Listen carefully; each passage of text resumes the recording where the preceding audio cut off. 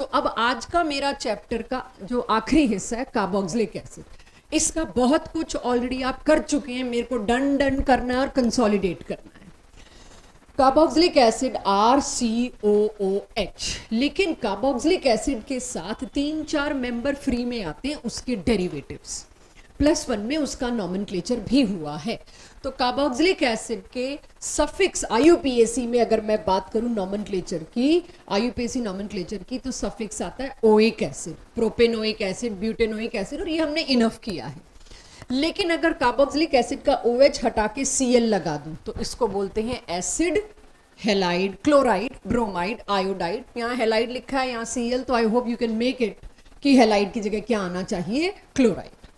तो acid halide में IUPAC क्या है, एसिड हेलाइड, यानी कि कैसे नेम करेंगे।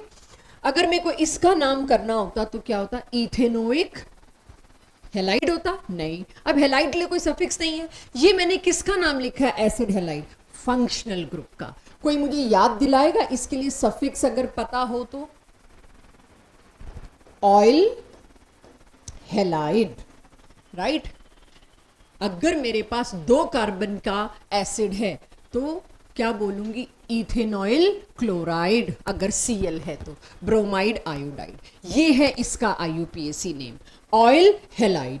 इसी तरह से ये फंक्शनल ग्रुप कौन सा है बच्चों, एसिडमाइड। अब इसका नाम क्या है, ब्यूटेनामाइड, प्रोपेनामाइड, हेक्सेनामाइड। तो इसका सफिक्स भी क्या है, अमाइड,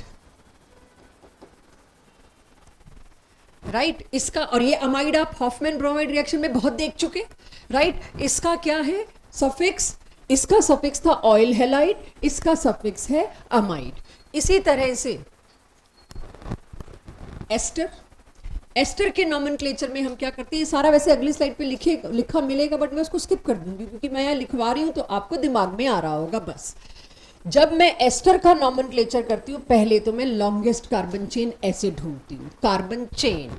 तो यहां पर अगर मैं कार्बन चेन देखूं तो 1 और 2 की इथेन, पहले तो मेरी बात तय हुई इथेन। तो अब एस्टर में सबसे पहले, अब जब आप लॉन्गेस्ट कार्बन चेन ढूंढ रखे हो इथेन, उसका सफिक्स होता है O8। मैंने ई इसलिए नहीं लिखा कि मेरे को रब करना था, 2 वॉवल्स एक साथ नहीं आ सकते, इथेनोएट। लेकिन एक इंफॉर्मेशन रह गई, O के साथ क्या लगा हुआ है, एक एल्काइल ग्रुप। तो उसके लिए हम पहले ही अलग से लिख देते हैं, क्योंकि ये किसी कार्बन के साथ नहीं जुड़ा तो मैं चेन में इसको इन्वॉल्व नहीं कर सकती। इसको ऑक्सीजन के साथ जुड़े हुए एल्काइल ग्रुप को बिल्कुल ही अलग लेके चलते हैं शुरुआत में, और इसका नाम क्या हो गया, बाई चांस इस वाले का नाम इथाइल इथेनोएट। तो IUPAC में एल्काइल एल्केनोएट, एल्काइल ग्रुप पहले कैंसिल कर दो भाई, इसको तो लिख के भूल जाओ, देखना ही नहीं है। तो alkyl alkanoate means this, ethyl ethanoate. It can be propyl ethanoate, it can be hexyl pentanoate, any number of carbon atom both sides. Clear है सबको? अब इसके बाद आखिरी आता है एनहाइड्राइड। एनहाइड्राइड के लिए सफिक्स एनहाइड्राइड ही दे दिया, इकलौता फंक्शनल ग्रुप है जिसमें 3 ऑक्सीजन है। तो अगर मैं इसको देखूं, ये हिस्सा क्या बनाता है बच्चों, एनहाइड्राइड, राइट। अब यहां पर rather not this part, this whole part makes anhydride, ethanoic anhydride, propanoic anhydride, butanoic anhydride. तो कैसे लिखते हैं इसको, एल्केनोइक एसिड के बजाय बस नाम क्या दे दिया, एनहाइड्राइड। अगर दोनों साइड बच्चों R की जगह मैं यहां पर सिर्फ CH3 लगा देती हूं तो ये एनहाइड्राइड सिमेट्रिक एनहाइड्राइड कहलाएगा, देख लीजिए एक बार, this will be symmetric anhydride. इसका नाम क्या होगा, इथेनोइक एनहाइड्राइड। यहां पर 2 कार्बन, यहां पर 2 कार्बन, और इस पूरे के लिए एनहाइड्राइड। पॉइंट इज, इसके सफिक्स में अब मैं चाहे इसको C को एनहाइड्राइड सफिक्स में डालूं या ना डालूं, आपको बस इतना पता होना चाहिए, R के कार्बन आप पूरे गिनेंगे, राइट। तो अब यहां पर दोनों साइड अलग अलग हुए, तो यहां पर CH3 हुआ, यहां C2H5, प्रोपेनोइक, इथेनोइक, एनहाइड्राइड, कुछ नहीं, अल्फाबेटिकल ऑर्डर, ई पहले आता है ना, इथेनोइक, प्रोपेनोइक एनहाइड्राइड। जहां पर टोटल कार्बन गिन लीजिए उस हिसाब से नाम दे दीजिए। ऐसा कुछ हुआ एनहाइड्राइड का नॉमेनक्लेचर। तो थोड़ा सा नॉमेनक्लेचर पे अब टाइम स्पेंड करते हैं, तभी क्लैरिटी आएगी। ये तो मैंने जस्ट आपको 4 डेरिवेटिव इंट्रोड्यूस किए। कौन से 4 डेरिवेटिव है एसिड के? एक एसिड हैलाइड, अमाइड, एस्टर और एनहाइड्राइड। कुल मिला के ये 4 डेरिवेटिव है। इनका सिर्फ नॉमेनक्लेचर और छोटी मोटी चीजें मेरे पास हैं। सबसे पहले मैं एस्टर की फिर से बात करूं, क्योंकि यहीं से नॉमेनक्लेचर थोड़ा ट्रिकी होना शुरू होता है। क्या दोगे इसका नाम? ये कार्बन इस जगह गिना जाएगा, लॉन्गेस्ट कार्बन चेन, और 1 यहां से शुरू होगा। प्रोपाइल ब्यूटेनोएट। तो O8 में गया, सॉरी O8 में सिर्फ इतना हिस्सा गया, प्रोपाइल ब्यूटेनोएट। तो इसका नाम हुआ प्रोपाइल ब्यूटेनोएट। Everyone clear? अब इसके बाद ऐसे ही अमाइड और एसिड हैलाइड, इनके नाम आते जाएंगे, मैं आपको कराते जाऊंगी। एस्टर क्लियर हुआ। मेरे पास अगली एक क्लास और भी है, तो कोई नॉमेनक्लेचर मुझे लगेगा मैं उधर भी ले जा सकती हूँ। आज मैं 2 के नामों पे ज्यादा ध्यान दूंगी, लेयर बाय लेयर। एक तो एस्टर और दूसरा एसिड हैलाइड्स। 2 पे ज्यादा, क्योंकि एस्टर का वो एल्काइल की आदत मुझे भी एक आखिरी बार आपको डालनी है, तो इन 2 पे थोड़ा स्ट्रेस होगा। एसिड्स पे तो है ही, चैप्टर का नाम एसिड है भाई। अब सबसे पहली चीज मेरे पास आता है, कॉमन नेम कौन से याद करने हैं मुझको। फॉर्मिक एसिड मुझे पता होना चाहिए, मीथेनोइक एसिड। एसिटिक एसिड मुझे पता होना चाहिए, इथेनोइक। आइसोब्यूटायरिक एसिड का क्या मतलब है? ब्यूटेनोइक होता है 4 कार्बन की चेन, ब्यूटायरिक क्या होता है? 4 कार्बन लेकिन एक सेकंड नंबर के कार्बन पे ब्रांच। तो वो आइसो का मतलब वैसे भी यही था, नथिंग न्यू, बट एक क्लोजर है। अब तो बिल्कुल ही क्लोजर है ऑर्गेनिक का। तो isobutyric carboxylic, sorry isobutyric acid is this. तो इसका IUPAC, what will be the IUPAC? 2 पे methyl propanoic acid. Common name में ब्यूटारिक एसिड है, बट IUPAC नेम में क्या हो जाएगा? Propanoic acid. जब आपको जरूरत लगे आपको नोट करना है, आप साथ साथ नोट कर सकते हैं, और जरूरत नहीं हो तो ये से भी देख सकते हैं, ये याददाश्त पे भी रख सकते हैं। Totally your. जब रिएक्शन स्टार्ट होंगे तो I ask you to note. तो अभी जिसको वैसे भी समझ आ रहा हो, फेयर। इसका IUPAC nomenclature similar to that aldehyde thing. तीनों CHO मैंने लटका दिए थे, तीनों मेन चेन में इन्वॉल्व नहीं हो सकते थे। तो हमने क्या किया था? हमने 1 2 3 3 कार्बन की एक चेन पहले डिसाइड करी, word root, and that is propane. Propane के तीनों पे क्या लगा है? सेम फंक्शनल ग्रुप, जिसके अंदर खुद के अंदर क्या है? कार्बन। तो उसके लिए एक स्पेशल सफिक्स बोरो किया गया, जैसे पिछले चैप्टर में कार्ब एल्डिहाइड बोरो किया था, यहां क्या बोरो किया गया? Carboxylic acid. सो अब मेरे पास इसका नाम क्या हो गया? प्रोपेन तो आ ही गया। 1 2 3 try carboxylic acid, picked from your NCERT। तो ये कॉमन नेम्स आपको IUPAC नेम में जहां कुछ स्पेशल आया मैंने लिख दिया। तो ये हुए सिंपल कार्बोक्सिलिक एसिड। तो मेरा फोकस एसिड, एस्टर और एसिड हैलाइड के नॉमेनक्लेचर पे आज रहेगा थोड़ा बहुत। एसिड हैलाइड में आप गलती कम करते हैं, ये नाम कार्ब एलाइलिक एसिड, ये नाम आपको याद रखना है कि इसका इससे कोई जुगाड़ बना सकूं, मुझे दिख नहीं रहा इसलिए नहीं बनाया। कार्ब एलाइलिक एसिड का मतलब ये होता है। चलिए 1 2 इथेन 1 2 डाइओइक एसिड, हाँ या ना? Check. Oxalic acid common name है, ये रहा उसका स्ट्रक्चर, इथेन 1 2 डाइओइक एसिड। इसके लिए कोई जबरदस्ती कार्बोक्सिलिक एसिड नाम का स्पेशल सफिक्स नहीं लाएंगे, क्योंकि दोनों कार्बन चेन का हिस्सा है ऑलरेडी। मेरे को स्पेशल सफिक्स कब लाना पड़ता है? जब फंक्शनल ग्रुप वाला कार्बन मैं इन्वॉल्व ना कर पा रही हूं, किसमें? मेन चेन में।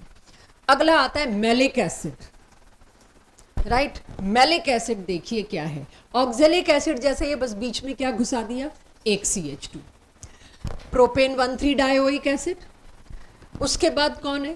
सक्सीनिक एसिड, 2 CH2 घुसा दिए। तो इसका नाम क्या होगा? 1 2 3 4 ब्यूटेन 1,4 ओइक एसिड, एक और CH2 घुसा दो तो पेंटेन 1,5। लेकिन मुद्दा है, आपको पता है सक्सीनिक एसिड किसको कहते हैं, ग्लूटेरिक एसिड किसको कहते हैं, एडिपिक एसिड किसको कहते हैं। 6 कार्बन का dicarboxylic acid is adipic acid, 5 carbon का dicarboxylic acid is glutaric acid, 4 carbon का dicarboxylic acid is succinic acid. Of course they are terminal acids, every acid name structure is given in your NCERT, पूरा table दे रखा है। तो आपको ये याद कैसे करना है, ये आप सोचिए। मैंने यहां पर सारे इनिशियल्स इकट्ठे लिख दिए इनके। इस सीक्वेंस में एक फायदा है, हर एक में एक CH2 घुसाते जाना है, राइट। अगर मेरे को oxalic, malic, succinic, glutaric, adipic एक एक CH2 हर एक में बढ़ता गया तो थोड़ा लर्निंग आपके लिए इजी हो जाएगी। अब इस OMSGA को आपने कैसे याद रखना है आप जानो, राइट। तो हर एक में एक CH2 बढ़ता गया। तो डाइकार्बोक्सिलिक एसिड, जो अगली क्लास में मैं आपका डीकार्बोक्सिलेशन लूंगी, वहां सिर्फ ये पूछा जाएगा एडिपिक एसिड का डीकार्बोक्सिलेशन हुआ तो क्या बनेगा, मेलिक एसिड का हुआ तो क्या बनेगा, क्या ऑक्जेलिक एसिड का डीकार्बोक्सिलेशन पॉसिबल भी है। There I will be using this. Lactic acid आपको याद रखना है क्या होता है, नथिंग स्पेशल, बट आपको याद रखना है कि लैक्टिक एसिड में एसिडिफिकेशन होगा क्या। अब हमें तो लैक्टिक एसिड बताओ पहले आप। तो लैक्टिक एसिड क्या है, अल्फा अमीनो नहीं है, अल्फा हाइड्रोक्सी एसिड।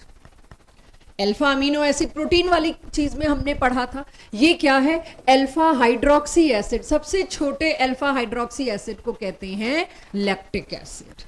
इसी हिसाब से टार्टरिक एसिड, आपको मैंने रोशेलेज सॉल्ट, सोडियम पोटेशियम टार्ट्रेट बोला था और कहा था टार्टरिक एसिड भी जल्द ही आएगा, तब बात करेंगे। तो लैक्टिक एसिड और tartaric acid out from your NCERT थोड़ा सा है जो आपको पता होना चाहिए। पहले इसे ड्रॉ कर लीजिए, फिर शायद मुझे बहुत कम बोलना पड़े। कार्बोक्सिलिक एसिड का स्ट्रक्चर अब पूरे चैप्टर में 2 लेक्चर्स में जहां जहां यूज होगा मैं दोबारा नहीं लूंगी, आप एक बार इसको इत्मीनान से देख के इसकी रेजोनेंस अंडरस्टैंड कर लीजिए। कार्बोक्सिलिक एसिड का अगर मैं स्ट्रक्चर देखूं, कीटोन वाली ये बात तो कॉमन है उसके अंदर, लेकिन क्यों ये कीटोन वाले रिएक्शन नहीं दिखा पाता। अच्छा, कीटोन वाले रिएक्शन से एक चीज याद आई, अभी टोलेंस पे और आना है, राइट। टोलेंस अभी मैं सिर्फ एल्डिहाइड में पढ़ा के आई हूं, अभी टोलेंस यहां भी आएगा। तो कोई क्वेश्चन आपको ऐसा टकराया हो कि भाई टोलेंस तो ये भी दे रहा है, फॉर्मिक एसिड जैसे देता है, तो अभी रुकिएगा, टोलेंस पे डिटेल अभी बाकी है। मैंने अभी टोलेंस सिर्फ एल्डिहाइड कीटोन के लिहाज से पढ़ाया था, चैप्टर पूरा नहीं हुआ था। अब अगली क्लास में टोलेंस का सारा डिटेल मिल जाएगा आपको कि फॉर्मिक एसिड क्यों देता है, एक और टाइप का कंपाउंड क्यों देता है, वो सारा डिस्कस होगा। So seeing this, carboxylic acid as the name suggest it will soon leave its proton, ये भी दिख रहा है मेरे को, बट क्यों, क्या है इसके बारे में इंफॉर्मेशन वो देखते हैं। जब मुझको पता है यहां पर ये pi bond, single bond, lone pair, alternate चल रहा है सब कुछ, कॉन्जुगेशन बहुत बढ़िया दिखाई दे रही है। तो इस कॉन्जुगेशन की वजह से कहीं से तो रेजोनेंस स्टार्ट होगा। कोई कह सकता है यहां से स्टार्ट होगा, कोई कह सकता है कहीं से भी स्टार्ट होगा। तो रेजोनेंस तो स्टार्ट होगा ही होगा। यहां एक एक बॉन्ड तोड़ के दिखाया है मैंने, दोनों एरो दिखाए, मैं सीधे एंड तक पहुंचा रही हूं, राइट। तो पहली चीज क्या, पहली चीज ये हुई कि दिस विल गो हेयर। इस कार्बन का बॉन्ड अगर इधर गया, ऑक्सीजन पे इलेक्ट्रोनेगेटिव है, इंजन तो पाई बॉन्ड ही है, शुरुआत तो उसी ने करनी, तो इस कार्बन पे क्या आ जाएगा, डेफिशिएंसी। उस डेफिशिएंसी को पूरा करने के लिए कौन कूद पड़ेगा, ये। तो फाइनल आउटकम यही आएगा। फर्स्ट और थर्ड फॉर्म में देखिए वाया दिस, फर्स्ट और थर्ड फॉर्म में देखिए तो नेगेटिव चार्ज जो है, लोन पेयर, नेगेटिव चार्ज, सारा डिलोकलाइजेशन आप देखिए। इस तरह की रेजोनेंस से एक दिक्कत देखने को मिली या एक प्रॉपर्टी देखने को मिली, ऑक्सीजन पर positive charge, oxygen is not going to bear it, oxygen को पॉजिटिव चार्ज नॉट हैपनिंग। तो वो क्या कोशिश करेगा, बहुत जल्दी प्रोटॉन को बाहर निकालेगा, that's why it is acidic. But अभी मैं इसका आंसर नहीं दे रही why it is acidic. Carboxylic acid का स्ट्रक्चर क्या क्या पॉसिबल हो सकता है वो दिखा रही हूं आपको, फर्स्ट सेकंड थर्ड, और ये रेजोनेंस हमेशा चलता रहेगा। तो कार्बोक्सिलिक एसिड के स्ट्रक्चर में अगर ये फॉर्म आई तो इसका इनकम्प्लीट ऑक्टेट है, वो या इधर भागेगा या इधर भागेगा। रेजोनेंस में इसका कॉन्ट्रीब्यूशन ना के बराबर होगा, लीस्ट। इसीलिए रेजोनेंस में हम पहली और तीसरी फॉर्म दिखाते हैं, बीच वाली दिखाते ही नहीं। इसका कॉन्ट्रीब्यूशन 1% भी ना हो तो फिर क्यों दिखाऊं। तो you should know this is also a resonating structure. आप हमेशा आगे जब बढ़ेंगे अभी चैप्टर में आप इन्हीं दो फॉर्म्स को बनाओगे, कहीं ये तीसरी फॉर्म आ गई तब ये नहीं कह सकते ये है ही नहीं, है बट इसका कंट्रीब्यूशन बहुत कम है। Reason is incomplete octet of one species, तो ये कंट्रीब्यूटिंग होगी ही नहीं, लीस्ट प्रायर लीस्ट इंपॉर्टेंट होगी। डन, ड्रॉ हो गई सबके पास। चलिए, और अच्छा हमने वो लिख भी दिया 132 कि ये जो आपके पास दे रखा है सेकंड को लीस्ट स्टेबल क्यों कर रखा है, क्योंकि उसका उसमें ऑक्टेट पूरा नहीं है। Least stable form is this which we have already discussed, कि अगर मेरे से stability order of 3 resonating structures पूछ भी लिया वर्स्ट केस सिनेरियो, इतना आसान क्वेश्चन देना हुआ होगा तो हम पकड़ सकेंगे। आगे बढ़ सकती हूँ बच्चों? देखिए क्या लिखा है, ऑक्सीडाइजिंग एजेंट्स की पूरी लिस्ट है अब आपके पास, चाहे वो आयोडोफोम वाले हों, चाहे KMnO4, K2CO27, PCC, PDC, Colin, Charlotte, जो और आपको रिएजेंट्स याद आते हैं, जोन्स, सारे रिएजेंट है आपको पता है। प्राइमरी अल्कोहल और एल्डिहाइड्स को अगर आप ऑक्सीडाइज करोगे हमेशा एसिड मिलेगा, सेकेंडरी अल्कोहल को करोगे तो कीटोन, कीटोन को अगर आपने एक्सेसिव ड्रेस्टिक कंडीशन दी तब बात अलग है, तब भी एसिड बनता है। I am not repeating it, थक गए इसको रिपीट कर करके, और आप भी थक गए होंगे सुन सुन के। सेकेंड मेथड, अभी मैं एनसीईआरटी के हिसाब से चल रही हूँ आज के लेक्चर में, बड़ी इंटरेस्टिंग है, एल्काइल बेंजीन्स, और मैंने क्या बनाया, टोल्यूइन। एल्काइल बेंजीन को अगर आप alkaline KMnO4, KOH stands for alkaline medium, alkaline KMnO4 दे रहे हो तो पहले तो क्या बन रहा है, COOK, और उसके बाद हाइड्रोलाइज कर रहे हैं वाटर के साथ तो बन रहा है benzoic acid.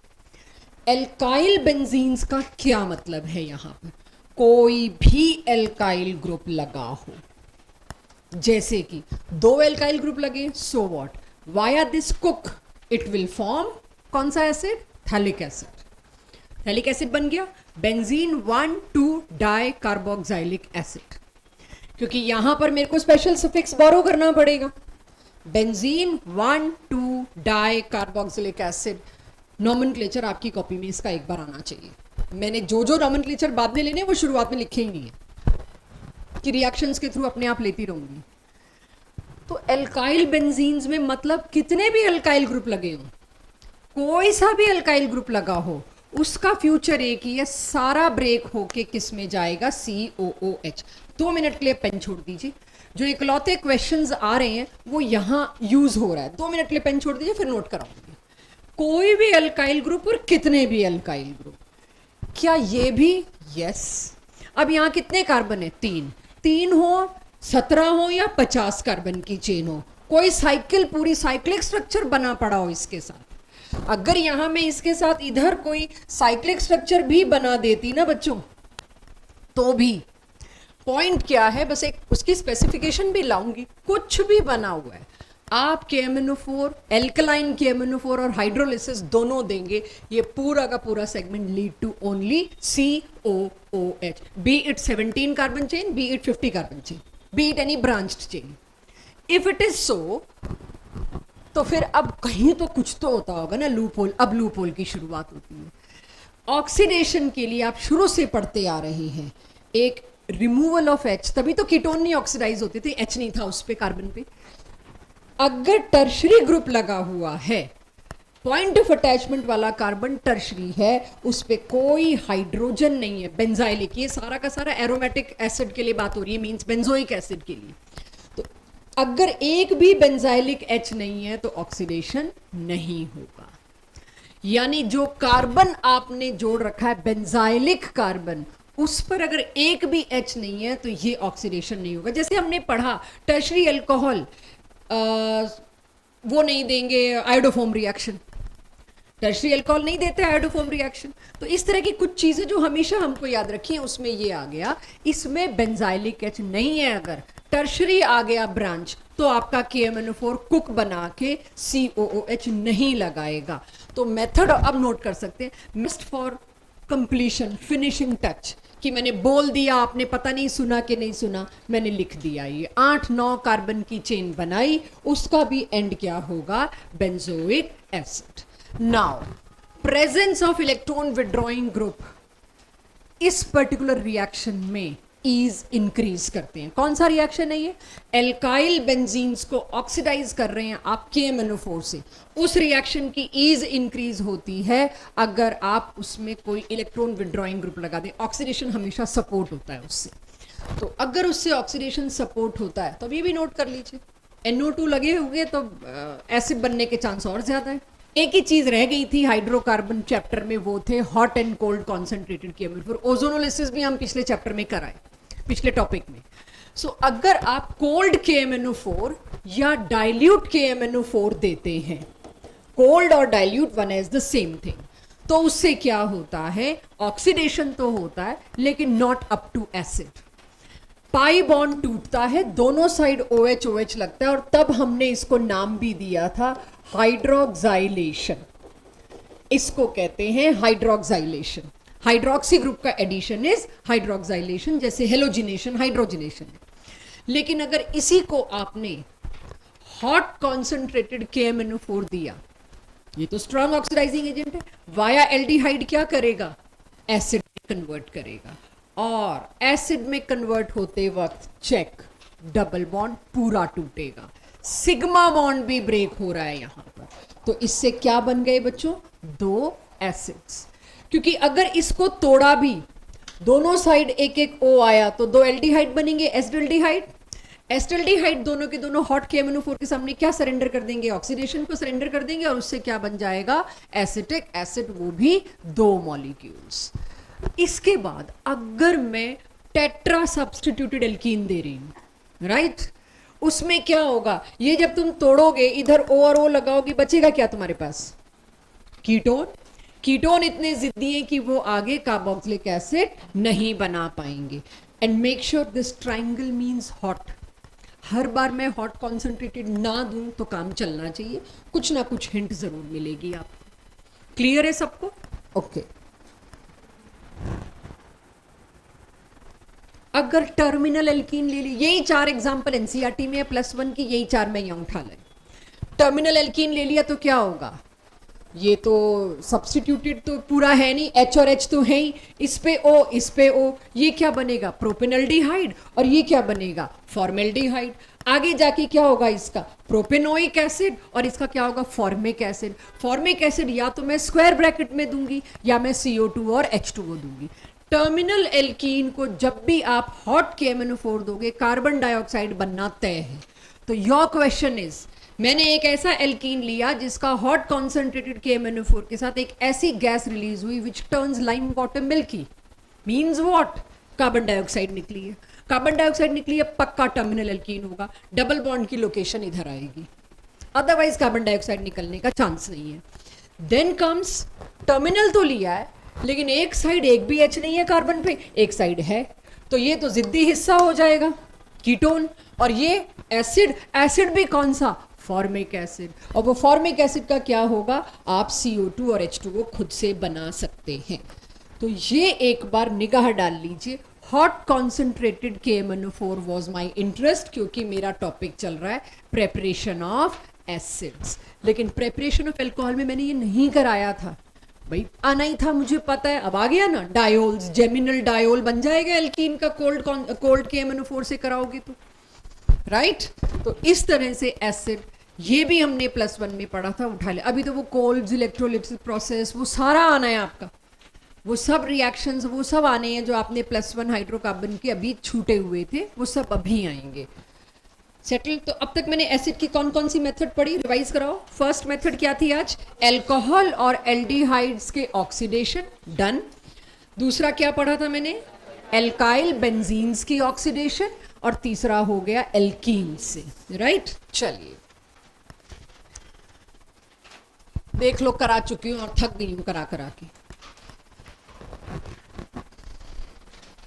Chapter 1 of organic से चल रहा है, KCN से CN आएगा, उसका पार्शियल हाइड्रोलिसिस करोगे तो अमाइड इसी चैप्टर में एक डेरिवेटिव है, और कंप्लीट हाइड्रोलिसिस करोगे तो एसिड। इस पे कन्वर्जन्स, कवरेज, सब कुछ बहुत हो चुकी है। सो ये ऑलरेडी डन था, चाहे मेरे को इसका देना हो एसिड या इससे बनाना हो, दोनों में क्या था, हाइड्रोलिसिस। इसमें भी कंप्लीट हाइड्रोलिसिस, इसमें भी कंप्लीट हाइड्रोलिसिस, दोनों के कंप्लीट हाइड्रोलिसिस से मेरे को क्या मिलता है, एसिड। तो just for the sake of भाई कुछ तो लाऊं रिएक्शन, ये एक और लिख दिया मैंने। All repetition for us, still for the note making जो कर रहे हैं कर सकते हैं। इसको फिनाइल मीथेनामाइड कहेंगे। मैं आपको इसका नॉमेनक्लेचर पे ध्यान डालना चाह रही हूं।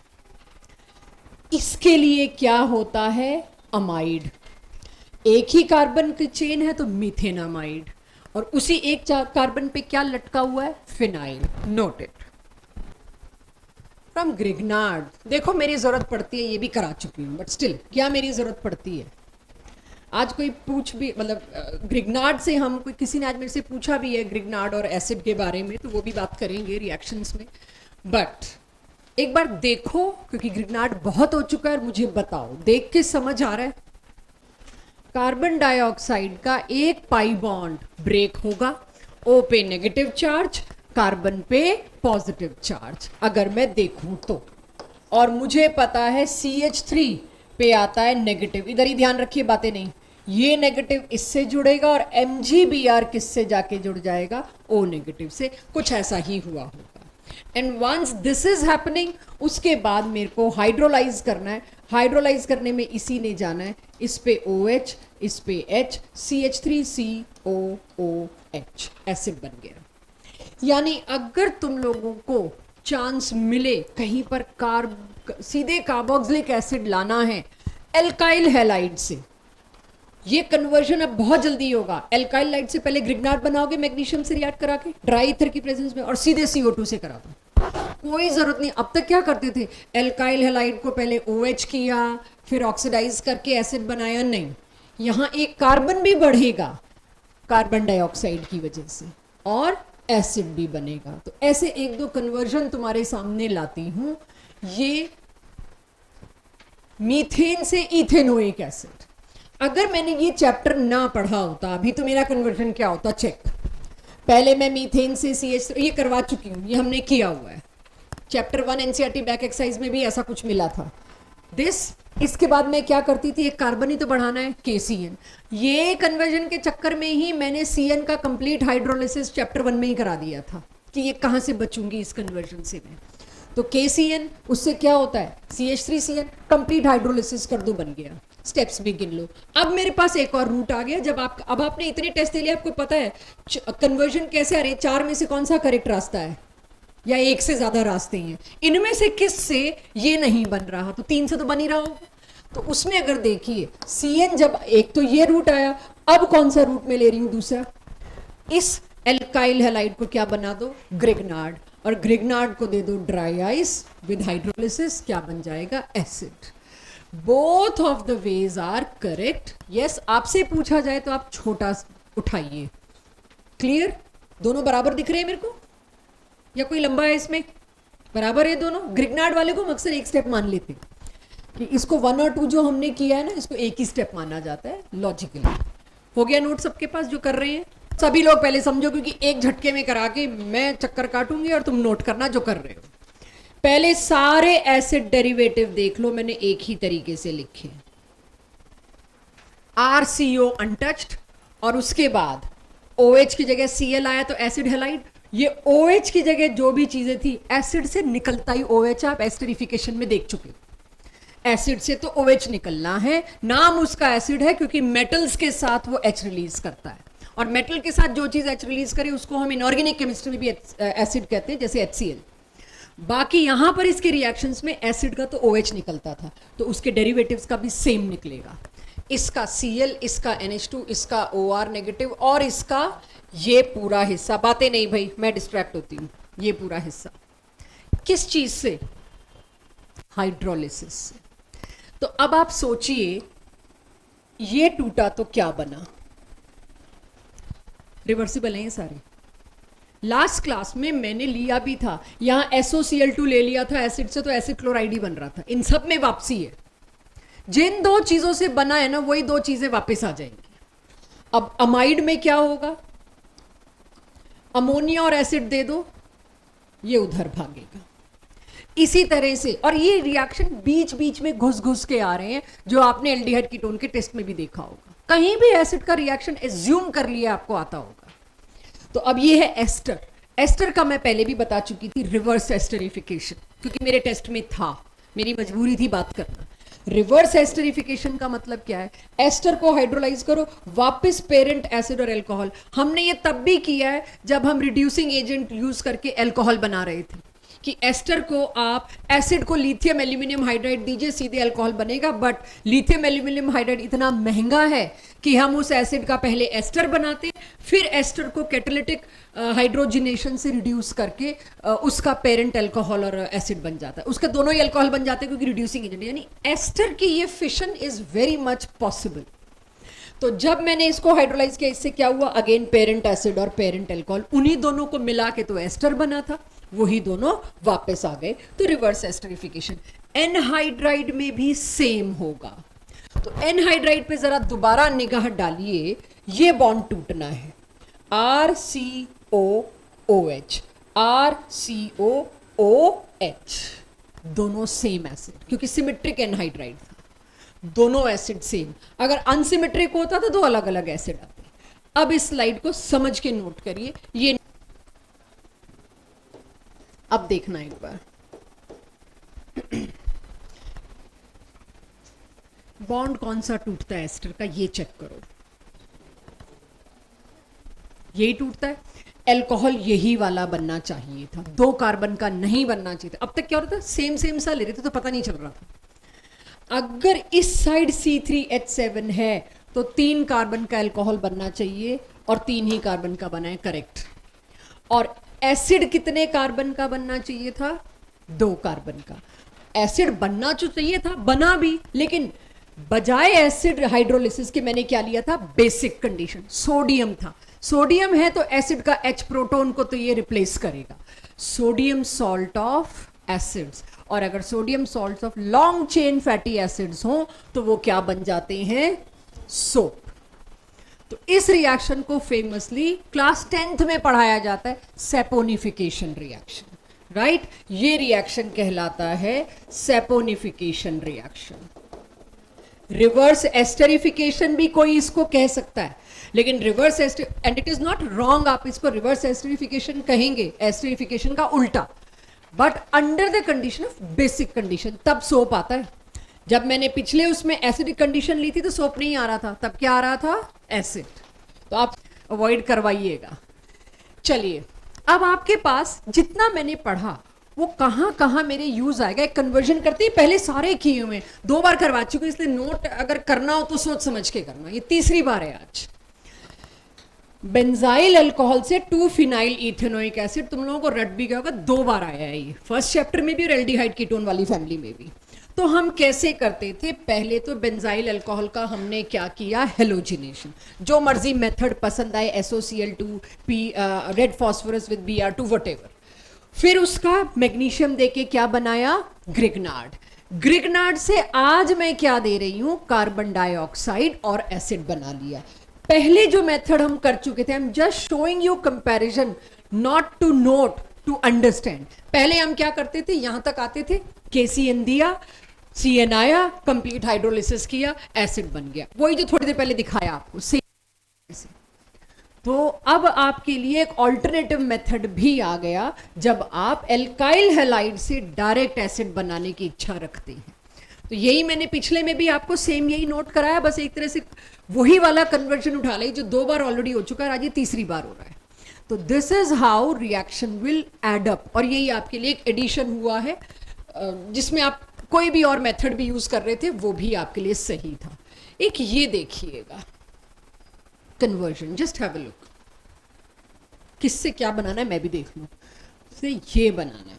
अच्छा, तो एक चीज ये देखो, Br की जगह एसिड, अब तो मेरे पास आ गया, एल्काइल हैलाइड की जगह एसिड लाना है, पहले मैग्नीशियम घुसा दो, ग्रिग्नार्ड बन गया, और ग्रिग्नार्ड को CO2 दे दो, उससे क्या हो गया? यहां समस्या थी, तुम यहां पर SOCl2 देके, सॉरी यहां पर क्या समस्या आती मेरे पास? KCN देके CN नहीं लगा सकते थे, क्यों? क्योंकि यहां पे डबल बॉन्ड कैरेक्टर है, पार्शली नहीं लगा सकते थे, तो यहां फंसती मैं। पिछलों में तो जरूरत ही नहीं थी, पता नहीं क्यों दिखा रही हूं मैं, इसलिए दिखा रही हूं कि अब यहां क्या करना पड़ेगा। यहां तुम्हारे पास दूसरी मेथड नहीं है, निहारिका, अक्षिता चुप, यहां दूसरी मेथड नहीं है मेरे पास. I cannot remove this bromine and add CN और complete hydrolysis and then acid. Possible नहीं.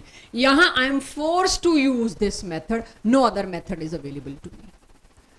तो ये फर्क आ गया मेरे कन्वर्जन्स में. अदरवाइज मेरे को पता नहीं क्या करना पड़ता. I don't know. इसीलिए ऐसा कन्वर्जन अभी तक था ही नहीं. डायरेक्ट Br की जगह क्या लगा रही हूँ? COH. एल्कोहल, एल्डिहाइड सब कूद के आ रहे हैं हम. कोई रास्ता वो नहीं इस्तेमाल हुआ. So this is important conversion for this chapter. If you want to note you can, otherwise मैं आगे बढ़ती हूँ. ये है आपके लिए. पिछला तो आपको पता ही था, रेपिटेशन है. But this is what I should have in mind. Halogen की जगह सीधा COH लगाना, और दैट टू एरोमेटिक रिंग पे, बिग डील है. चेक. नोट करना है नहीं करना, योर चॉइस, बट हो जाएगा. देखिए क्या किया है मैंने. ये भी पुराना ही है, वही KCN हाइड्रोलिसिस ही आ रहा है. तो जितने मेरे को NCERT में इधर उधर एसिड रिलेटेड कन्वर्जन मिले, जो पूरे 3 चैप्टर में भी आप कर चुके थे, शायद मैंने वो सारे लिख डाले. तो ये तो अब रट गया होगा शायद. इसको तो अब दोबारा आया भी ना, तो मैंने स्लाइड भी नहीं रोकनी है इस पे. चलिए, एसिड्स की केमिकल प्रॉपर्टीज. अभी मेरा बेसिक NCERT चल रहा है, नेक्स्ट लेयर अलग होगी. केमिकल प्रॉपर्टीज में सबसे पहले ए कैटेगरी प्रॉपर्टीज किन की, जिसमें acid behaves as acid. Acid acid की तरह बिहेव कर रहा है. मतलब कौन से बॉन्ड का फिशन हो रहा है बच्चों? OH बॉन्ड का फिशन. तो पहला सवाल, इसका प्रूफ. क्या carboxylic acid acidic behaviour show करता है? यस. तो उसका प्रूफ लाइए. 3 के साथ ऐसे ही आपकी NCERT में सजा के दे रखा है रिएक्शन, ऐसे ही मैंने सजा दिया. तीनों के साथ अगर आप रिएक्शन देखिए तो एक चीज कॉमन हो रही है. चेक. चाहे मैं सोडियम या उससे मिलता जुलता कुछ भी दे रही हूं. ऑफ कोर्स मैं एल्यूमिनियम, आयरन, मैग्नीशियम देती तो भी यही होता, बट वो मैं दे नहीं रही. सोडियम दूं, NaOH दूं, या सोडियम बाइकार्बोनेट दूं, ये तीनों के तीनों एक ही काम कर रहे हैं. H को रिप्लेस करके. कौन बैठ रहा है उसमें? एसिड में सोडियम. लेकिन तीसरे में एक अलग खास काम हो रहा है, और वो क्या हो रहा है? Brisk effervescence of carbon dioxide. जैसे आप सोडा बॉटल्स में देखते हैं, एकदम से तेज से निकल के आते हैं इफ्लुएंसेस. ब्रिस्क मतलब बहुत तेज. तो जब लैब में आपको चेक करना होता है कि आपको जो ये ट्रांसपेरेंट सोल्यूशन दी है, किस चीज की दी है, सबसे पहला काम हमारी ग्रेजुएशन लैब में एक ही काम होता था, जो मर्जी केमिकल दो, पहले सोडियम बाइकार्बोनेट लाते थे, पिंच डालते थे. एकदम से ब्रिस्क इफ्लुएंस आए, पक्का चांस है एसिड होगा. Although it is a prelim test, still it clarifies. अगर बहुत ब्रिस्क CO2 आ जाती है, मतलब इसमें कार्बोक्सिलिक एसिड था. आपके पास लैब टेस्ट यही है, इसका यही है बस. तो अगर कोई मेरे को कहे फिनोल, वो भी अच्छा खासा एसिडिक है, आएगा अभी, अब एसिडिक कैरेक्टर पे ही आने वाली हूं मैं, वो भी अच्छा खासा एसिडिक है. और कार्बोक्सिलिक एसिड कैसे डिस्टिंग्विश करोगे दोनों के लिए? फिनोल का या तो मैं कपलिंग उठा लूंगी, मेरे को नहीं याद आ रहा कपलिंग रिएक्शन फिनोल का डायजोनियम सॉल्ट से कराओ तो येलो डाई बन जाती है, ऑरेंज डाई बन जाती है, इट कन्फर्म्स फिनोल है. लेकिन कार्बोक्सिलिक एसिड में डाई नहीं बनती. नहीं, एकदम से मेरे को स्ट्राइक किया, या 4 ऑप्शन में ही नहीं आया, क्या करूं? सोडियम बाइकार्बोनेट के साथ रिएक्ट करना आसान नहीं है. ये एक बेसिक सॉल्ट है, ये खुश है अपनी लाइफ में. इसके साथ कोई हाईली एसिडिक चीज ही रिएक्ट कर सकती है. फिनोल नहीं रिएक्ट करेगा इसके साथ. कौन रिएक्ट करेगा? सिर्फ और सिर्फ कार्बोक्सिलिक एसिड. सिर्फ कार्बोक्सिलिक एसिड CO2 रिलीज कर सकता है. तो कार्बोक्सिलिक एसिड्स का किसी के साथ भी अब डिफरेंशिएट आए, बजाय डिफिकल्ट चूज करने के, ऑलवेज चूज इजी. कोई कह दे कीटोन, और इसमें आप कीटोन में एडोफॉर्म दे रही हो, 2 बहुत अच्छी बात है अगर अच्छे से आता है. अदरवाइज ये भी मौजूद है कि एक टेस्ट ट्यूब में मैंने NaHCO3 डाला, कुछ नहीं हुआ. एक में डाला, ब्रिस्क इफ्लुएंस आए, पक्का इसमें एसिड था, इसमें दूसरी चीज थी जो आपने दी. राइट? इसको समझिए, नोट करिए. उम्मीद है मेरे साथ साथ लोग नोट कर रहे हैं, मैं थोड़ा थोड़ा स्लो पढ़ा रही हूं. सो एल्कोहल सारे के सारे, इवन फिनोल्स, तो मुझे यहां लिख देना चाहिए, ये बहुत इंपॉर्टेंट चीज है. फिनोल्स या alcohol fail to give this test. Only carboxylic acid ही ये टेस्ट देता है, विच शोज. इससे ज्यादा अच्छा एसिड कोई नहीं है इन तीनों में, फिनोल, एल्कोहल और कार्बोक्सिलिक एसिड में. सबसे स्ट्रॉन्ग एसिड कार्बोक्सिलिक एसिड है, उसका भी प्रूफ यही है. और कार्बोक्सिलिक एसिड के एसिड होने के प्रूफ में ये तीनों रिएक्शन आ सकते हैं, बट देना हमेशा ये चाहिए क्योंकि ये 2 रिएक्शन एल्कोहल्स में भी हो रही हैं. तो इसमें क्या स्पेशल है, क्यों इसका नाम कार्बोक्सिलिक एसिड है? तो जस्टिफाई करने के लिए third reaction is my choice of reaction. So brisk effervescence CO2 के आना is a characteristic lab reaction जो मैं डिस्टिंग्विश के लिए यूज करूंगी। इसमें कोई और डिस्टिंग्विश टेस्ट भी नहीं आने वाला आपके पास पूरे। चलो जी, जो लोग नोट कर रहे हैं वो करें और जो पढ़ रहे हैं वो सिर्फ देखें, ये कोई पूछता नहीं है, ये सिर्फ सामने वाले को बताना होता है क्वेश्चन कैसे पूछा जाएगा। It's only for that, nobody will ask you this. Just see क्या लिखा है, जितना Ka ज्यादा उतने प्रोडक्ट्स ज्यादा, मतलब उतने प्रोटॉन्स ज्यादा, उतना ही स्ट्रॉन्ग एसिड। pKa में माइनस लॉग आ जाता है, माइनस माने उल्टा। जितना pKa ज्यादा होगा उतना ही कम एसिडिक होगा कोई भी acid. Higher Ka and lower pKa means acid is strong. तो अब हमें एसिडिक स्ट्रेंथ के बारे में बात करना है। मैक्सिमम बात की जा चुकी है और जो कंपटीशन ओरिएंटेड बात है वो अगली क्लास में ज्यादा होगी।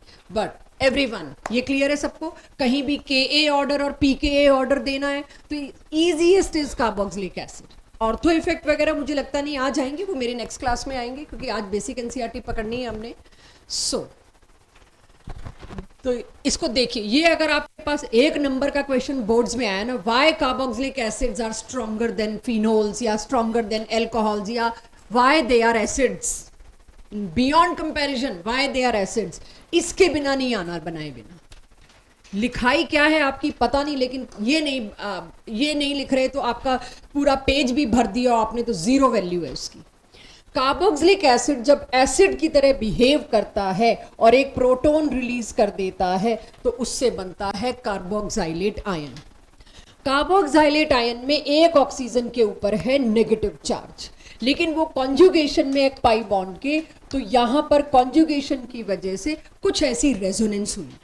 सो व्हाट, इस रेजोनेंस की एक खास बात है, ये रेजोनेंस टेबल तो हर जगह बना रहा है, यहां ऐसी क्या खास बात है? इस रेजोनेंस में नेगेटिव चार्ज दोनों बार किसके ऊपर जा रहा है? अलग अलग ऑक्सीजन पे जो कि इलेक्ट्रोनेगेटिव है। Of course oxygen is electronegative. तो दो बार दो जगह गया नेगेटिव चार्ज, और दोनों कौन सी जगह गया? On highly electronegative species, both are highly contributing, equally contributing. तो इतना तगड़ा डीलोकलाइजेशन माना जाता है इसको। नेगेटिव चार्ज एक बार भी सी पे आया, चेक कीजिए, नहीं आया।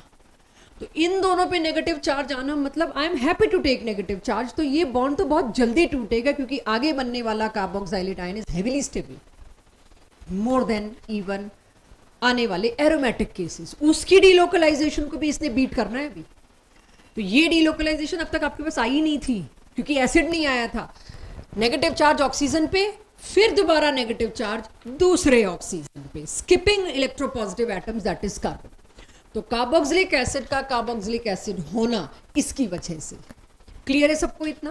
सो अब अगर मैं आगे चलूं तो मेरे पास एसिडिक कैरेक्टर का कंपैरिजन मेरी क्लास बताए, वाटर, एल्कोहल और कार्बोक्सिलिक एसिड, कौन सा स्ट्रॉन्ग एसिड? Carboxylic acid. आप बहुत इजीली प्रिडिक्ट कर सकते हैं। उसके बाद वाटर और उसके बाद एल्कोहल। अब सारे बीच में मर्ज होंगे और आपको आंसर देने होंगे, ठीक है? एल्कोहल्स और कार्बोक्सिलिक एसिड का कंपैरिजन रिपीट है, दोबारा लिखने की जरूरत नहीं है, हेडिंग जरूर डाल लो, ये वही है, फिर से कॉपी कर दिया मैंने। कि एल्कोहल्स में जब एसिडिक बिहेवियर शो होता है उससे बनता है alkoxide ion, no resonance stabilisation, so ज्यादा ईज नहीं है उधर जाने की। लेकिन कार्बोक्सिलिक एसिड के अंदर once it releases proton to become acid, it produce carboxylate ion। और वही बात जो मैंने पीछे बताई, कार्बोक्साइलेट आयन में negative charge is staying on electronegative atom, that is oxygen, in both of the forms, that's why it is highly stable. तो दोनों में कंपैरिजन करूंगी तो ये आगे और ये पीछे। सेम रीजन आपके लिए हेडिंग आ गई, एल्कोहल्स क्यों कम एसिडिक हैं। रीजन ऑलरेडी पहले लिखा दिया कि कार्बोक्साइलेट आयन जो बनता है वो हाईली स्टेबल है, एल्कोक्साइड आयन बिल्कुल भी स्टेबल नहीं है। पढ़िए और मुझे बताइए कहीं कुछ खटक रहा है? एसिड्स की Ka वैल्यू हमेशा एल्कोहल से ज्यादा होगी, चेक आ ही रहा है धीरे धीरे। चलिए, सो अब आप मैं यहां पर देखूं तो मैंने 3-4 एसिड लिख के दिए। इनऑर्गेनिक एसिड, ये तो pKa वैल्यू अगर इसकी सोचो तो बहुत ही कम होगी, -7। पी के वैल्यू क्या है? -7, स्ट्रॉन्गेस्ट एसिड। बट मेरा इंटरेस्ट था ये एरिया। बट क्योंकि आप कहीं भूल ना गए हो, पी के वैल्यू माइनस भी हो सकती है, तो उसके लिए मेरे को लगा ले आऊं। 3 एसिड्स देखिए, तीनों अब एसिड्स हैं, अभी मेरा ध्यान तीनों एसिड्स पे है। एक है बेंजोइक एसिड। बेंजोइक एसिड और एसिटिक एसिड में कौन सा स्ट्रॉन्ग एसिड है बच्चों? क्यों बेंजोइक क्यों है? दिख ही रहा है, बट फिर भी इलेक्ट्रॉन विड्रॉइंग है। क्यों इलेक्ट्रॉन विड्रॉइंग है? ये वाला कार्बन sp2 हाइब्रिडाइज है, इलेक्ट्रोनेगेटिव है, थोड़ा सा खींच लेगा। फिर कोई कहेगा ये भी तो sp2 हाइब्रिडाइज है, बात तो सही है, लेकिन बेंजीन अपनी रेजोनेंस रिंग की वजह से थोड़ा सा ही सही, लास्ट में ही सही, जरा सा ही सही विड्रॉइंग तो हो सकता है। अब वैल्यूज क्या बताती हैं? ये वीकेस्ट है क्योंकि ये दे रहा है, एटलीस्ट ये दे तो नहीं रहा, ये तो समझ लोगे, और कुछ नहीं तो ये तो समझ लोगे दे तो नहीं पा रहा है। इसका आई इफेक्ट प्लस तो नहीं है, माइनस है या नहीं है, बट ये दे नहीं सकता इसको, राइट। फिनोल और कार्बोक्सिलिक एसिड पे पूरा 2 मार्क्स का क्वेश्चन आता है। ये वही चीज है जो हम आपको बहुत रटा के आए हैं, एक चीज कि एरोमेटिक हैलाइड्स में न्यूक्लियोफिलिक सब्स्टिट्यूशन क्यों नहीं होता। कितनी बार आया पार्शियल डबल बॉन्ड कैरेक्टर, आज भी आया है। ये वही चीज है, जितनी बार देखोगे ये बात बार बार इस चैप्टर में कहीं ना कहीं आपको अब पूरी ऑर्गेनिक में मिलेगी। फिनोल क्यों हाईली एसिडिक था? क्योंकि H निकालने के बाद जो फिनॉक्साइड आयन बनता था, चेक करना उसकी रेजोनेटिंग स्ट्रक्चर्स मैंने ठीक बनाए। नेगेटिव चार्ज कहां कहां डीलोकलाइज हुआ है, सिर्फ वो चेक करिए। फॉर्म नंबर 1, 2, 3, 4, 5 बहुत बार बना चुकी हैं। जो नोट्स बना रहे हो सिर्फ एक फिनॉक्साइड आयन बना के डैश डैश करके आर या रेजोनेंस लिख देना, कुछ घर के लिए भी छोड़ना, ये भी यहां बनाने का लॉजिक नहीं है। पांचों फॉर्म में देखिए नेगेटिव चार्ज कहां कहां डीलोकलाइज हुआ है। अगर मैं कहूं form number 2, 3, 4 check, form number 2 देखना अनन्या इधर, 2, 3, 4 दक्ष, तीनों में नेगेटिव चार्ज कार्बन पे, यूजलेस फॉर्म्स हैं, वेरी लेस कॉन्ट्रीब्यूटिंग, 1% नहीं कॉन्ट्रीब्यूट करने वाली पूरा। बची कौन सी? फर्स्ट और फिफ्थ। फर्स्ट और फिफ्थ में क्या फर्क है? चार्ज का डीलोकलाइजेशन बिल्कुल नहीं है। फर्स्ट और फिफ्थ में देखो तो उसी ऑक्सीजन पे रुका पड़ा है नेगेटिव चार्ज, आप देख सकते हैं। डीलोकलाइजेशन सिर्फ 3 का था, वो तो बेंजीन का था, उसमें नेगेटिव चार्ज। आप अगर देखिए फॉर्म 1 और फॉर्म 5 में एक ही ऑक्सीजन पर नेगेटिव चार्ज है, इसको कहते हैं डीलोकलाइजेशन? नहीं। लेकिन कार्बोक्सिलिक एसिड में अगर आप देखते हो, जो आप आज तो देख ही हो ही रहे हो,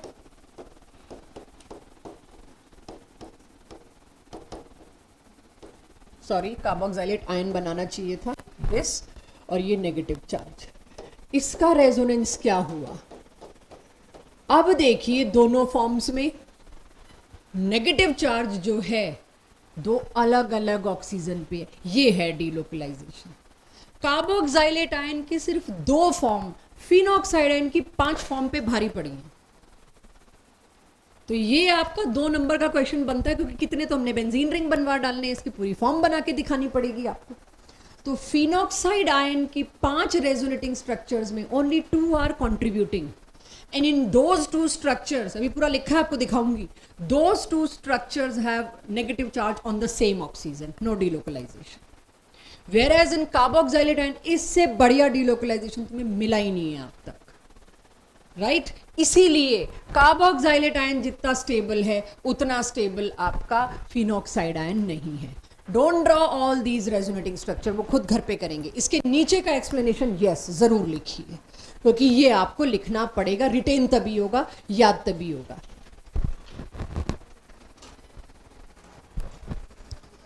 कि form second, third, fourth negative charges on less electronegative atom, that is carbon, which makes these forms less contributing. और उसके नीचे मैंने कंटिन्यू किया है फिर आपकी क्या लैंग्वेज रहेगी कार्बोक्सिलेट आयन के बारे में। पहले फर्स्ट और फिफ्थ फॉर्म में negative charge is on same oxygen atom, that is no delocalisation. Whereas in carboxylate ion, negative charge is delocalized on two different negative atom, that is oxygen. Therefore carboxylate acid is stronger acid as compared to phenol.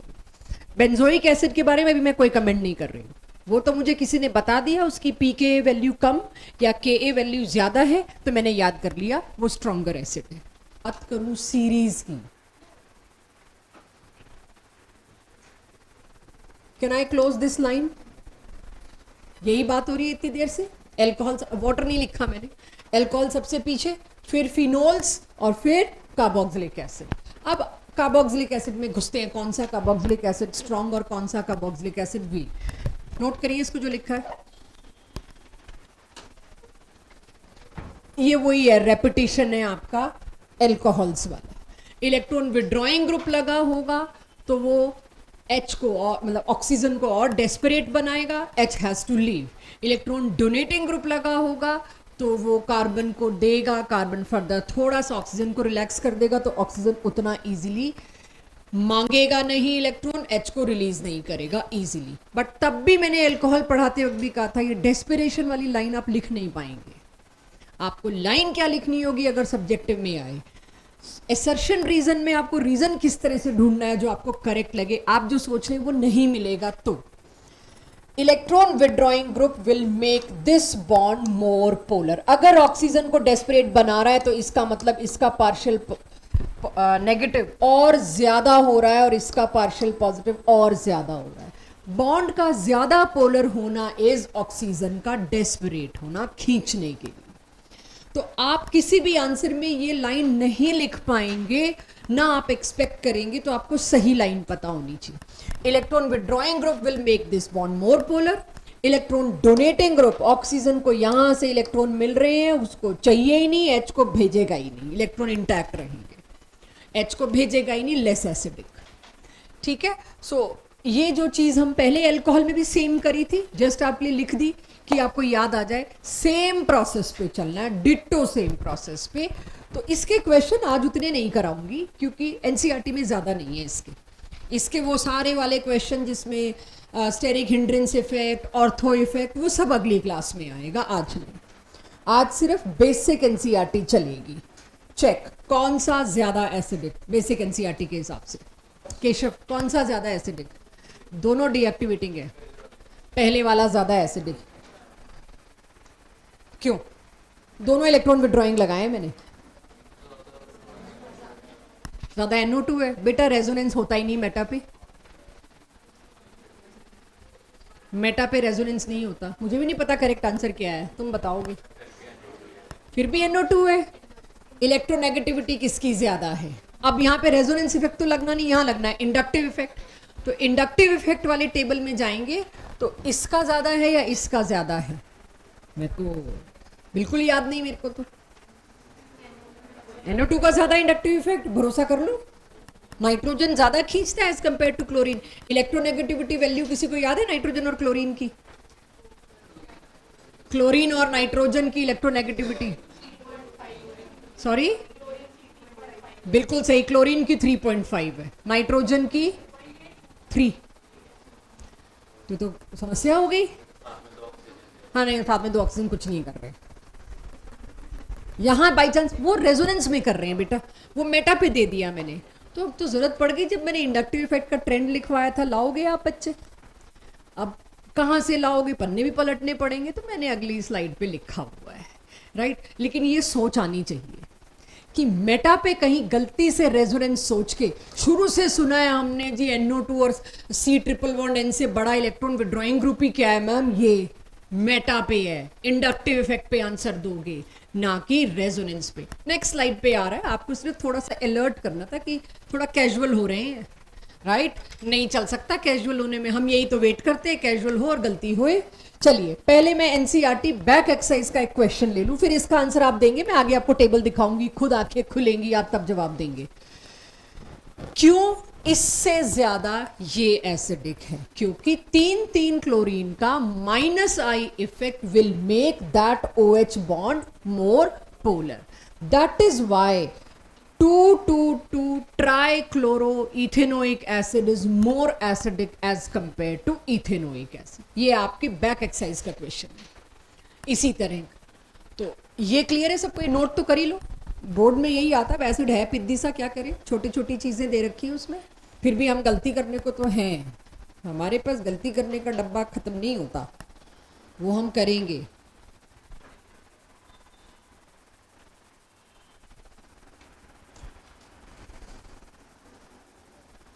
This is important, वो अगली slide पे पता चलेगा why this is important, मैं इस पे क्यों रुक रही हूं, अगली स्लाइड पे पता चलेगा।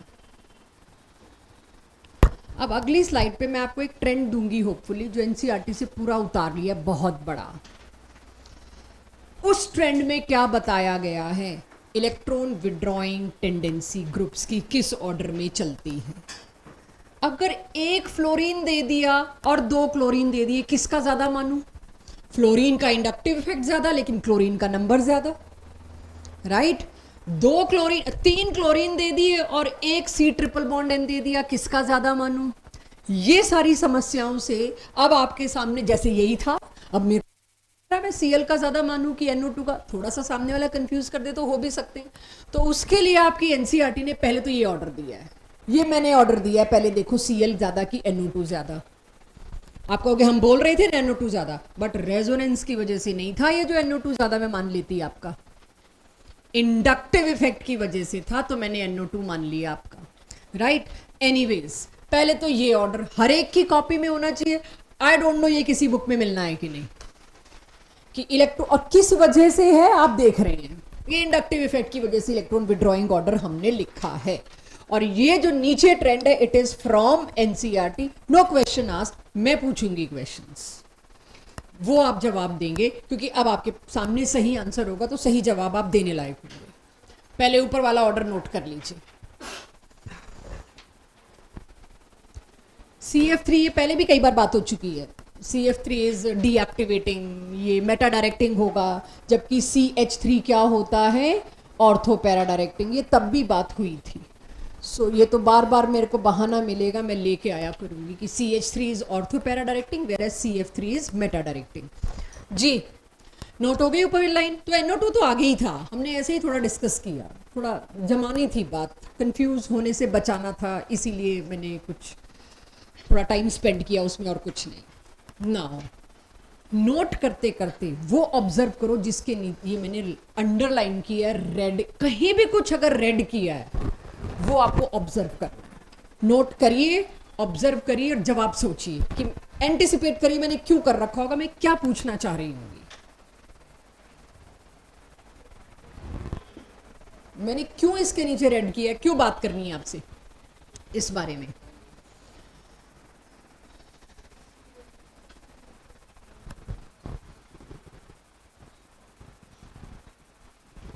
क्यों अविरल, मैंने क्यों इन दोनों के नीचे रेड लाइन लगाई है, क्या बात करनी है मेरे को।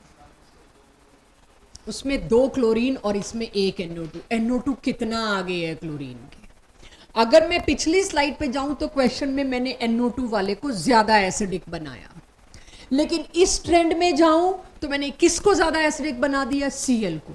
यानी नंबर मैटर कर रहा है ज्यादा as compare to type, right. Type से ज्यादा कौन मैटर कर रहा है, नंबर। 3 Cl, 3 F, 2 Cl, सारे नाइट्रो से आगे, चाहे नाइट्रो ट्रेंड में काफी आगे था तो भी।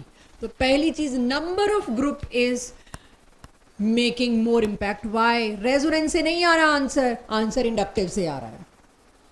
रेजोनेंस तो कार्बोक्सिलेट अपने आप में इतना मस्त है, वो किसी और को इन्वॉल्व ही नहीं होने दे रहा। COOH अपनी अलग रेजोनेंस चलाए हुए, बेशक बेंजीन रिंग लगा दो, उस पर नाइट्रो लगा दो।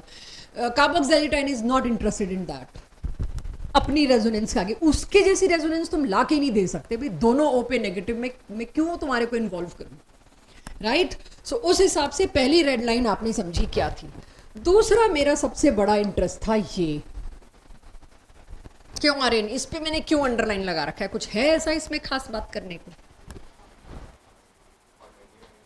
फॉर्मिक एसिड है, बट एसिडिक स्ट्रेंथ भी मैंने उसकी पोजीशन पे ही कुछ सोचना है, बात करनी है। मैंने उसके बारे में क्या बात करनी होगी, if you can anticipate.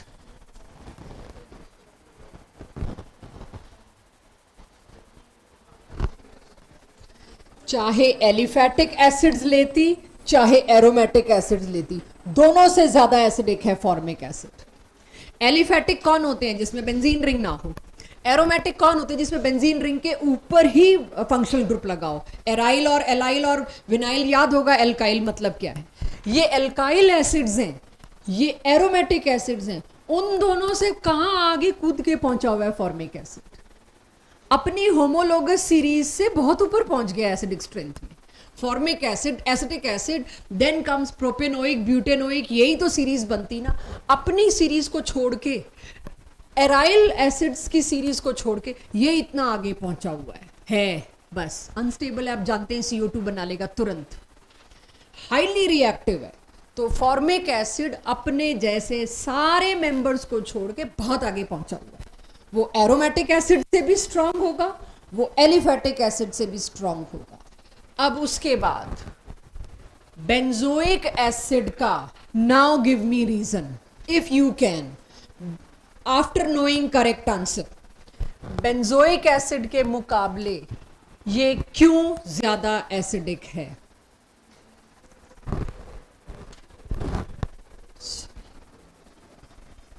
Why this is more acidic than benzoic acid? Inductive effect of chlorine. आप देख रहे हैं पूरे इंडक्टिव इफेक्ट में कहीं बेंजीन रिंग कहाँ है?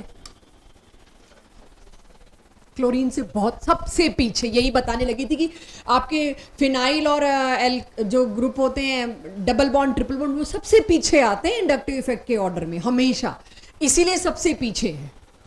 ये एनसीईआरटी में दिया, ये मैंने एडिशनल दिया है कि तुम लोग कंफ्यूज हो तो तुम्हें दिखा दूं कहाँ है फिनाइल। तो फिनाइल का इलेक्ट्रॉन विड्रॉइंग इफेक्ट बहुत पुअर है, तो ये तो सबसे पीछे आ गए। लेकिन इनमें तो कोई इलेक्ट्रॉन विड्रॉइंग इफेक्ट नहीं था, कोई Cl नहीं लटका हुआ, कोई F नहीं लटका हुआ, कोई रिंग नहीं लटका हुआ, इसलिए सबसे कमजोर एसिड्स में है। ये हम खाने में इस्तेमाल करते हैं, विनेगर, राइट। तो ये पूरी की पूरी एसिडिक स्ट्रेंथ की ऑर्डर की पूरी जो प्रेजेंटेशन है कंठस्थ होनी चाहिए, रटी हुई होनी चाहिए। ढूंढने मत लग जाना, ढूंढ नहीं सकते। ये pKa वैल्यू से आई है और उसको इजी करने के लिए मैंने ऊपर लिख दिया। आपको ध्यान रहे आंसर इलेक्ट्रॉन विड्रॉइंग इफेक्ट से है, ना कि सिर्फ +R -R से। वो देखना ही नहीं है। कार्बोक्सिलेटाइन किसी को R में आने को घुसने नहीं दे रहा आपने। Noted everybody? ये बहुत जरूरी है। इसके गंदे से गंदे क्वेश्चन इसी ट्रेंड से आपके पूरे होंगे। तो अब आगे मैं आपसे कुछ भी पूछ लूं, आप लोग मेरे को इसके हिसाब से याददाश्त से जवाब देने की कोशिश ज्यादा करिएगा, फायदा होगा यहाँ पे। इससे पहले नहीं मैंने आपको कभी एसिडिक बेसिक स्ट्रेंथ में याददाश्त बोली, यहाँ याददाश्त थोड़ा हेल्प करेगी। ढूंढना कंफ्यूजिंग होगा। चल सकती हूँ आगे? नोटेड? हाँ, सॉरी, प्रोपेनोइक एसिड 10वीं कक्षा, तभी तो बोला है 10वीं कक्षा, समझ जाओ। क्या ये सही है? आप खुद कर सकते थे। सब कुछ मेटा पे नहीं, अब पैरा पे, अब पैरा पे है जो भी है। तो अब आपको किस इफेक्ट से करना चाहिए? अब रेजोनेंस इफेक्ट एप्लीकेबल है, हो जाएगा। ये था वो जो आपसे पहले ही पूछती तो आप जवाब दे सकते थे, लेकिन पहले मैंने मेटा पे लाके पूछा आपको, क्योंकि मेरे को इलेक्ट्रॉन विड्रॉइंग वाया इंडक्टिव में आपको ग्रूम करना था, वो डिफिकल्ट था। बाकी तो मैं और केसेस लाने भी नहीं वाली, ये तो आप 1 सेकंड में उड़ा दोगे कि कौन सा सबसे ज्यादा एसिडिक, दिस, कौन सा लीस्ट एसिडिक, दिस, क्योंकि इसमें तो उल्टा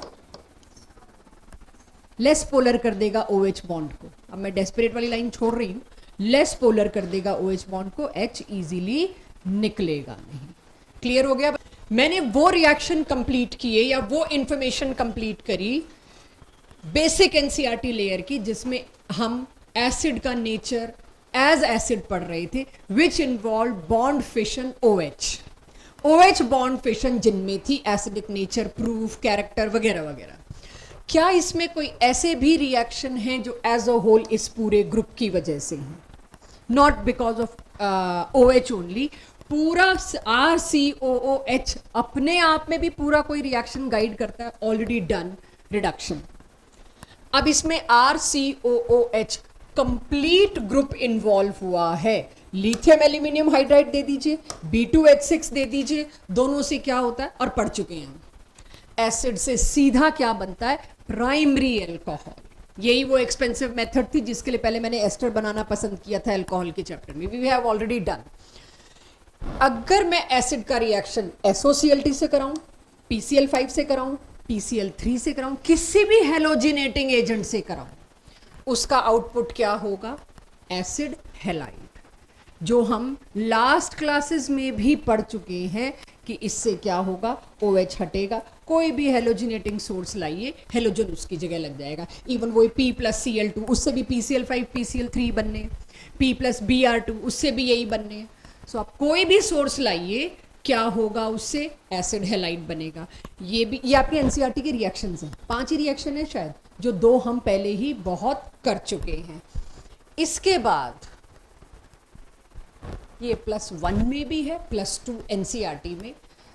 अगर खुली हो बुक तो आप देखिए, उसमें लिखा है ऑलरेडी डन इन 11वीं कक्षा, राइट। डीकार्बोक्साइलेशन, कार्बन डाइऑक्साइड का रिमूवल होना, कार्बोक्सिलिक एसिड का एक बहुत बड़ा कैरेक्टरिस्टिक्स रिएक्शन है, जो मैंने लैब टेस्ट में भी यूज किया। अगर उसमें मैंने NaHCO3 दिया तो डिस्टिंग्विश करने के लिए भी मेरे पास इकलौता वही टेस्ट है, जो पूरा COOH की वजह से। सो सोडा लाइम याद होगा आपको +1 में, it is what, soda lime क्या होता है, CaO + NaOH। अगर इन दोनों का मिक्सचर देते हैं आप, उसको बोलते हैं सोडा लाइम, और उसका एक ही काम है, सोडियम कार्बोनेट बाहर इसमें ब्रिस्क इफेवेंसेस मत डाल देना। ब्रिस्क, ये भी एक क्वेश्चन, शायद मैं अपने टेस्ट का ही ना लीक कर रही हूँ, मैं हर बार इस पे एक क्वेश्चन जरूर डालती हूँ, और बच्चे कुछ ना कुछ करके, और मुझे उम्मीद है हम भूलेंगे, ऐसी बात नहीं है, टेस्ट तो शनिवार है, कुछ ना कुछ करके इसमें ये सोचते हैं कि ब्रिस्क इफेवेंसेस निकलेंगे, पता नहीं निकलेंगे कि नहीं निकले। वही अब समझाना चाहूंगी आपको, अभी बिल्कुल बायस्ड नहीं होना कि पक्का इसमें CO2 निकलेगा। मेरे पास क्या है यहाँ पर, कार्बोक्सिलिक एसिड, इधर क्या दे रही हूँ, CaO और NaOH, रिलीज क्या हो रहा है, सोडियम कार्बोनेट। तो अब अगर मैं देखूं सोडियम कार्बोनेट रिलीज हो रहा है, कैल्शियम तो नहीं हो रहा है ना, तो कैल्शियम ऑक्साइड यूज किया हुआ, लेकिन कैल्शियम रिलीज नहीं हो रहा है, सोडियम कार्बोनेट। तो पक्का क्या होगा, पहले तो NaOH से, ये क्लास 11th का है, फिर भी हम थोड़ा सा डिटेल देख लेते हैं। पहले तो NaOH से ये होना तय है, एसिड है भाई, Na तो होगा ही होगा। फिर NaOH एक और मॉलिक्यूल आएगा, अब मेरे को यहां से Na2CO3 निकालना है, देखना जरा, गिन लेना एक बार, Na2CO3 निकला होगा। ये 11th क्लास की बुक में भी दे रखा है, और हम 11th में ये भी कराते हैं, बट यहाँ मैंने बोर्ड पे नहीं लिखा कि डिस्कशन से कराऊंगी, कुछ तो रिटेन होगा मेरे को। Na2CO3 ये निकला, बचा क्या, ये CH3, और इधर क्या है, H एल्केन। लेकिन समस्या कहाँ आ गई, इस रिएक्शन को हम कहते हैं रिमूवल ऑफ CO2 हो रहा है। Yes, before and after acid से देखूं तो CO2 ही निकल रहा है। बिफोर एंड आफ्टर में एसिड से क्या निकल रहा है, CO2। जब वाटर निकलता है तो हम डिहाइड्रेशन बोलते हैं, तो CO2 निकल रहा है तो डीकार्बोक्सिलेशन। डीकार्बोक्सिलेशन सोचते ही सोच लेते हैं पक्का ब्रिस्क इफेक्ट्स ऑफ CO2 निकल रहे हैं। और इसका बहुत अच्छे क्वेश्चंस दिखेंगे आपको, जिसमें आपको ये एक तरह से बहकाया जाएगा कि इसमें भी तो CO2 के ब्रिस्क इफेक्ट्स हैं, किधर है, नहीं है, वो बात अलग है। इसमें रिमूवल ऑफ CO2 है, agreed, but evolution of CO2 नहीं है, CO2 इवॉल्व नहीं हो रही, इससे रिमूव हो रही in the form of Na2CO3। यहां से कोई ढंग के क्वेश्चन अगर बनते हैं तो लेबल कर देते हैं इस कार्बन को C14 सॉरी, इस कार्बन को लेबल कर देते हैं C14। अब वो C14 ये वाला है कि C14 ये वाला है, आपको सही रूट ढूंढना होता है। I hope we all know ये C14 कौन सा होगा, लेबल कर दिया तो यहाँ इसी तरह के क्वेश्चन घुमा घुमा के आपसे पूछेंगे। ये भी +1 का किया हुआ है, मैं आज डीकार्बोक्सिलेशन खत्म कराऊंगी बस। कोल्ब्स इलेक्ट्रोलिसिस, अगेन ये +1 का, तो सुनिएगा इसको। पहले तो आपने KOH दिया, अब KOH दिया तो क्या होगा, K तो आएगा ही आएगा, वो देते हुए दिखाते भी नहीं। अब potassium salt of acid, easiest to make, बना लिया। इसका किया इलेक्ट्रोलिसिस। बच्चों इलेक्ट्रोलिसिस में क्या होता है, कैटायन एनायन अलग अलग अपनी इलेक्ट्रोड्स पे दौड़ते हैं। रिडक्शन किस पे होता है? कैथोड पे। ठीक है, रेड कैट से हम याद करते हैं कैथोड पे। मेरा इंटरेस्ट ये है अभी, राइट। इसके पास क्या है? एक एक्स्ट्रा इलेक्ट्रॉन। ये न्यूट्रल होने के लिए क्या करेगा? अपना इलेक्ट्रॉन रिलीज करना चाहेगा। इलेक्ट्रॉन रिलीज करना क्या होता है? ऑक्सीडेशन। तो ऑक्सीडेशन है तो ये किस पे दौड़ेगा? ये तो जी एनोड पे ही जाएगा। एनोड पे गया और अपना एक एक्स्ट्रा इलेक्ट्रॉन छोड़ दिया एनोड पे। नेगेटिव पूल बनती है वो चीज़, खैर नेगेटिव पूल वाली बात पे नहीं जाते, सेल पे नहीं जाते, बट एनोड पर ऑक्सीडेशन होगा, ये तो एग्री करते हैं। जब ये अपना एक ही इलेक्ट्रॉन छोड़ेगा तो इस पे क्या आएगा? रेडिकल। नेगेटिव चार्ज मतलब एक मेरा इलेक्ट्रॉन, एक मांगा हुआ पोटेशियम से। तो अब इसने वो मांगा हुआ इलेक्ट्रॉन छोड़ दिया तो इस पे एक ही बचा, उस एक ही इलेक्ट्रॉन की वजह से क्या बन गया? Free radical. फ्री रेडिकल में यहाँ एक बहुत अच्छा लिविंग ग्रुप दिखाई दे रहा है, कार्बन डाइऑक्साइड। उसकी वजह से इसकी होमोलिटिक फिशन होगी, इसको एक ही रेडिकल और चाहिए था, बॉन्ड बनाएगा, CO2 बना के गायब। यहाँ क्या आया? Ethyl free radical. Ethyl free radical possible तो है नहीं बनना, रेडिकल है वो। दो इथाइल मिलके क्या बन जाएंगे? ब्यूटेन। एक सवाल का जवाब दीजिए और जाइए, यहीं से अगली क्लास स्टार्ट होगी।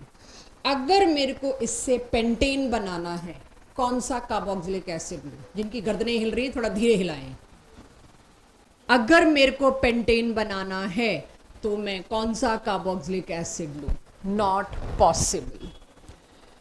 क्यों नॉट पॉसिबल? किसी चीज का रेप्लिकेशन हो रहा है, किसी चीज का डुप्लीकेशन हो रहा है। Duplication lead to only even number of carbon atoms.